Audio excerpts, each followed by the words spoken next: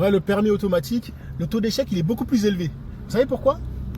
En fait, parce que vous pensez que c'est simple. Vous partez du principe que c'est simple, donc il n'y a pas beaucoup d'efforts à faire. Et comme il n'y a pas beaucoup d'efforts à faire, vous calculez, vous ne regardez plus l'environnement.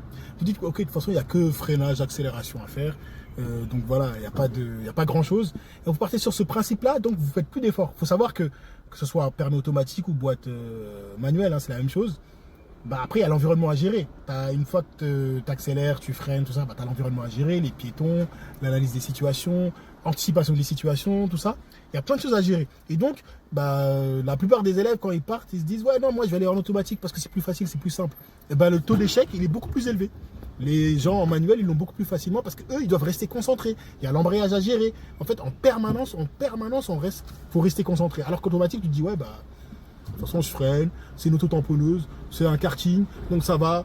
En fait, vous voyez pas les piétons, vous les laissez pas passer. Le feu, il était vert, ça faisait longtemps. Ça vous fait pas tilt de dire, ok, il faut que je commence à ralentir, ainsi de suite.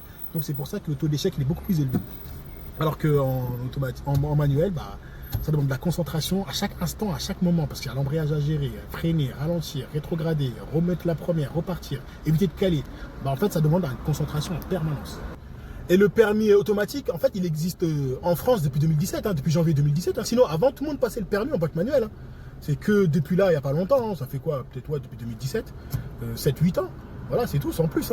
Et là, il y a beaucoup plus d'échecs.